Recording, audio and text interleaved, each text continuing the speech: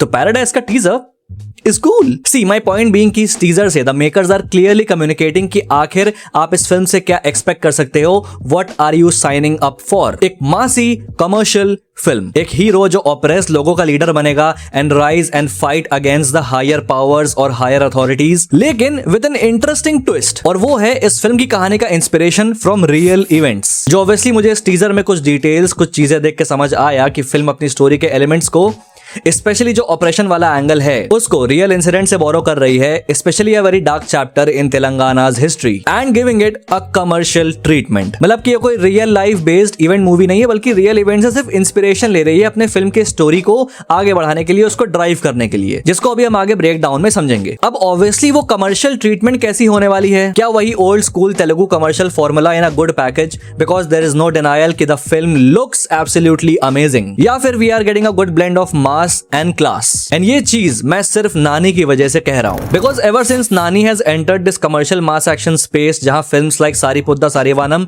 जिसकी story and core conflict is something जो हमने देखा हुआ है ऑलरेडी कई बार, लेकिन नानी ने जो काइंड ऑफ एक विजिलेंटे वाला एडिशन किया इसमें, that made the film interesting. या फिर हिट 3 जो प्रीवियस हिट मूवीज के मुकाबले एक्शन फोकस ज्यादा थी, वहां भी कमर्शियल एलिमेंट्स में नानी ने चीजों को आउट ऑफ बाउंड्स नहीं जाने दिया। He kept the class in the mass, and I believe he might do something similar with the paradise 2, I hope। अब फिल्म ट्रूली क्या होने वाली है ये तो टाइम बताएगा, बिकॉज ये टीजर कुछ बहुत ही खास रिवील नहीं करता है रिगार्डिंग द स्टोरी और anything, but at the same time ये टीजर डिटेल से भी भरा हुआ है, which can give us a lot of insight. So let's simply jump into it, stay tuned. तो टीजर शुरू होता है नानी के कैरेक्टर जडल के साथ। जडल जो नाम है वो ओरिजिनेट होता है तेलुगु वर्ड जडालू से, जिसका मतलब होता है ब्रेड यानी चोटी, एंड वी कैन सी कि नानी का कैरेक्टर दो ब्रेड्स रखता है, सो जडल। तो यहाँ जडल जो ये स्ट्रक्चर में खड़ा है, ये उसके ही डिस्ट्रिक्ट पैराडाइज के बीच में स्ट्रक्चर है, जो हमने अर्लियर विक्रम मलिक के टीजर में देखा था, देखो ये वाला। And just like almost every other frame जो हमने पैराडाइज में देखा है, this also looks good, rich frame. अब नोटिस करने वाली चीज ये है कि ये जगह उसके डिस्ट्रिक्ट के बीच में है, बट सब सन्नाटा हो रखा है। तो अब इस शॉट का और जडल का यहाँ पे ऐसे खड़े रहने का पॉसिबल कॉन्टेक्स्ट क्या हो सकता है, अभी आगे समझाता हूँ। अब ये scene is followed by the dialogue कि ये जगह किसकी है, ये देश किसका है। ये जगह किसकी है? ये देश किसका है? तो इससे एज आई सेड कि हमको समझ आता है कि ये फाइट अगेंस्ट ऑपरेशन वाला थीम होने वाला है इस फिल्म में, बट जैसा मैंने कहा कि it can be inspired from real events. IMDb में जो इस फिल्म के प्लॉट का डिस्क्रिप्शन है वो है, इन 1980s अ मार्जिनलाइज्ड ट्राइब, मतलब कि पीड़ित tribe, battles discrimination and fights for citizenship under N unexpected leaders guidance, challenging systematic operation. तो वो रियल इंसिडेंट क्या है जिससे कि इस फिल्म का प्लॉट कनेक्ट हो सकता है, उसकी डिटेल हमको इस नेक्स्ट फ्रेम में मिलती है। यहाँ पर ये जडल है, we can identify with his 2 braids, और उसने यहाँ एक हेडगियर पहना है जिसमें बाइसंस के हॉर्न्स हैं, एंड यहाँ ऐसे ऊपर फेदर से एक डिजाइन बना रखा है। एंड आगे देखो तो ऐसे पूरा एक हवेली जैसा स्ट्रक्चर है, जिसके बारे में वील टॉक लेटर। अब ये जो हेडगियर यहाँ जडल ने पहना हुआ है, this is a very interesting detail जो काफी लोग ओवरलुक कर गए। ये एक्चुअली में है द बाइसन हॉर्न हेडगियर, जो एक्चुअली बिलोंग करता है डंडमी मारिया आदिवासी को, जो कि एक सबकास्ट है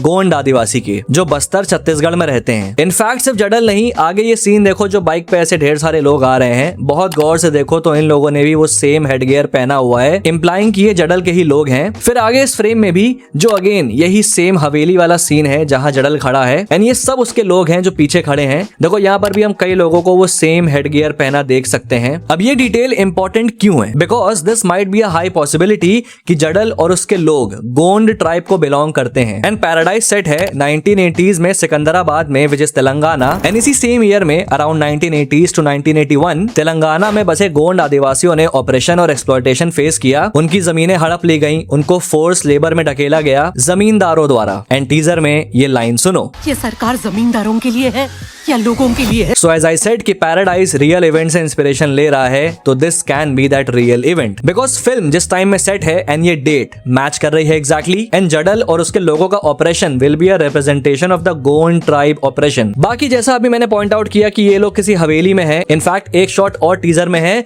which gives us an even better look. देखो वही हवेली जहां Jadal is in the front and ऐसे उसके लोग पीछे से गन फायर से सेलिब्रेट कर रहे हैं। तो ये जो हवेली है ये आई बिलीव विक्रम मलिक की हवेली हो सकती है, जो हमने उसी के टीजर में देखी थी। So this might be the point जहां जडल और उसके लोग इस हवेली को टेक ओवर कर लेंगे, most probably after killing Vikram Malik. फिर उसके बाद इस फ्रेम पे आते हैं जहां ऐसे इस पेड़ के बीच में ये स्कल्पचर है। ये पेड़ वही सेम पेड़ है जो पैराडाइज के एरियल व्यू में देखो तो ये बड़ा सा पेड़ जो है ये वही है। एंड ये स्कल्पचर फ्रॉम द अपीयरेंस मुझे लगता है कि धरती माँ का है, क्योंकि जैसा मैंने बताया कि जडल और उसके लोग गोंड ट्राइब से हैं एंड गोंड ट्राइब स्पेसिफिकली धरती माँ को पूजते हैं अपनी जमीन की फर्टिलिटी और प्रोस्पेरिटी के लिए। एंड अगर यहाँ धरती माँ की मूर्ति को देखो तो उनके बाल भी ऐसे जड़ों की तरफ फैल रहे हैं, signifying fertility to the earth. And ऐसे सिमिलर डिजाइन हम यहाँ पे देख सकते हैं, तो ये जगह उनके वर्शिप की है। अब यहाँ इस फ्रेम पे आते हैं, यहाँ बहुत ध्यान से देखो तो ये पुलिस जीप खड़ी है एंड आगे पुलिस वाले भी हैं जो गन पॉइंट करके खड़े हैं इसी पेड़ की ओर जिसमें धरती माँ का स्कल्पचर है। एंड ये सीन भी एक बहुत ही दर्दनाक सच्ची घटना का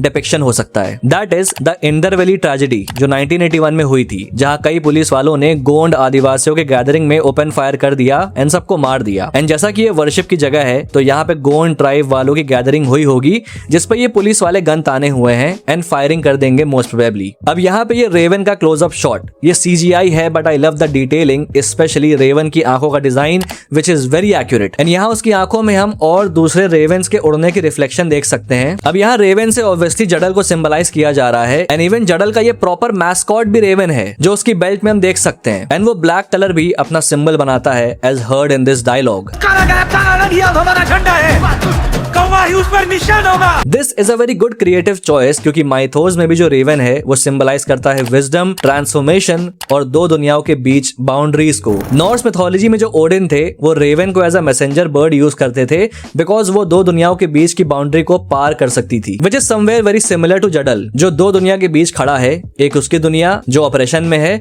और दूसरी उन हायर पावर्स की दुनिया। और इन दोनों वर्ल्ड्स के बीच की बाउंड्री को वो ही पार करके अपने लोगों को इंसाफ दिला सकता है। फिर यहाँ जडल का जेल फाइट सीक्वेंस, फिल्म में एट सम पॉइंट जडल जेल में होगा जहां 1 वर्सेस मेनी का एक खतरनाक फाइट सीक्वेंस होने वाला है। Now this part is the only thing जो मुझे टीजर में नहीं पसंद आई। ऐसे हाथ पे घूम रहा है purely for style appeal. I mean जो एक तेलुगु सिनेमा का ट्रोप है एक्शन को लेके वे टू ओवरबोर्ड जाना, वो मुझे कभी समझ में नहीं आता। आई मीन एक जमाना था वर्क करता था, लेकिन अब उस चीज से इवॉल्व होना चाहिए। एंड दिस पर्टिकुलर सीन जहां जडल इकट्ठा इतने सारे लोगों से लड़ेगा, आई मीन हम यहाँ पे रेड टाइप का कुछ एक्सपेक्ट नहीं कर सकते instead of going too much शूशा। आई होप ये स्टाइलबाजी कम हो यहाँ पे बिकॉज ये सीक्वेंस एक हार्ड कोर एक्शन डिजर्व करता है and Nani has already done it in HIT 3। वो climax fight sequence was bonkers भाई and I am hoping the same here. फिर अगेन हम यहाँ जडल के लोगों को डांस करते हुए देख सकते हैं अपने ट्रेडिशनल ट्राइबल डांस में एंड यू कैन सी कि ये उसी हवेली के सामने हो रहा है। तो this can be the sequence जब जडल हवेली को टेक ओवर कर लेगा तो काइंड ऑफ सेलिब्रेशन। फिर एंट्री होती है मोहन बाबू की, हु इज प्लेइंग शिकंजा मालिक, the main antagonist of this film and जो ऑपरेसर है जडल और उसके ट्राइब का। अब डिस्क्रिप्शन के अकॉर्डिंग वो एक कार्टेल लीडर है जो पैराडाइज में ही अपनी इलीगल एक्टिविटीज करता है। यहाँ हम उसे एक सिगार पीता हुआ देख सकते हैं which is the Rocky Patel disciple cigar. ये एक इंडियन सिगार ब्रांड है बट यहाँ पर एक बहुत बड़ी टाइमलाइन एरर है, वो ये कि ये disciple cigar Rocky Patel company ने 2021 में लॉन्च की थी एंड पैराडाइज सेट है 1980s में।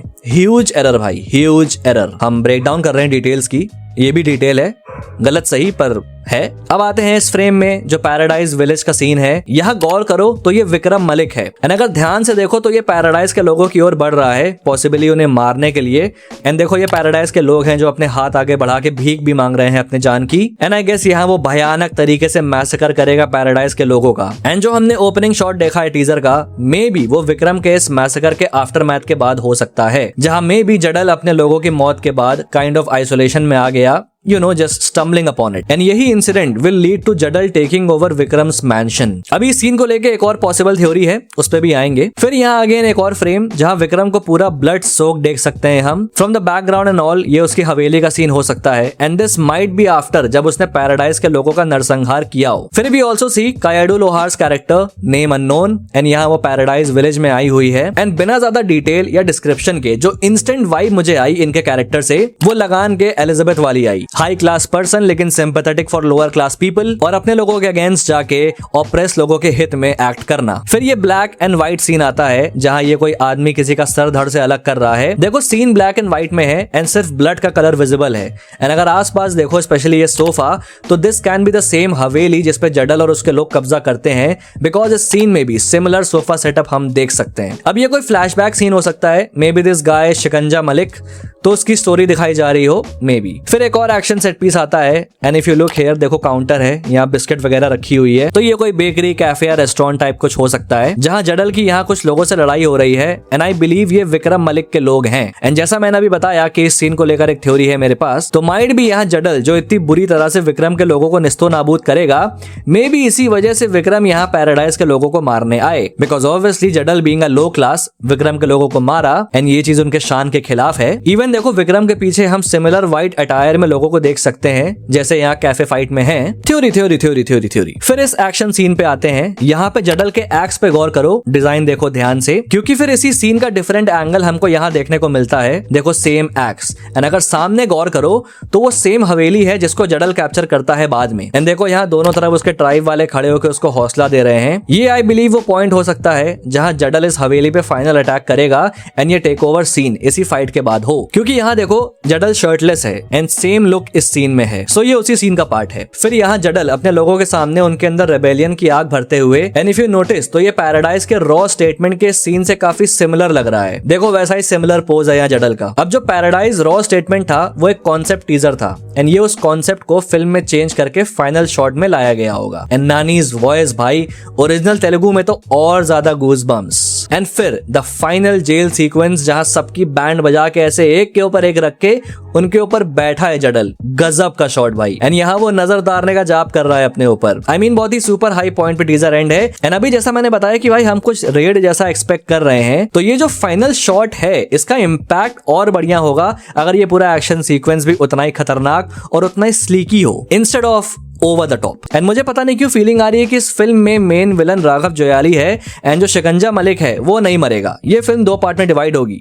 Just my thought. तो यहाँ पे खत्म होता है पैराडाइज का टीजर ब्रेकडाउन। आई होप कि तुमको पसंद आई होंगी डिटेल्स, एंड अगर मुझसे कोई डिटेल मिस हुई हो तो कमेंट्स में लिख के बताना। और अगर ये वीडियो पसंद आए तो भाई लाइक बटन हिट करना एंड हाइप पॉइंट्स देना मत भूलना। एंड अगर पहली बार यहाँ पे आए हो तो subscribe to the flick circle for more such video. मुझे इंस्टाग्राम पर ही फॉलो कर लो so you don't miss any update. Till then, this is your pop culture nut signing off. We'll see you guys in the next video and thanks for watching.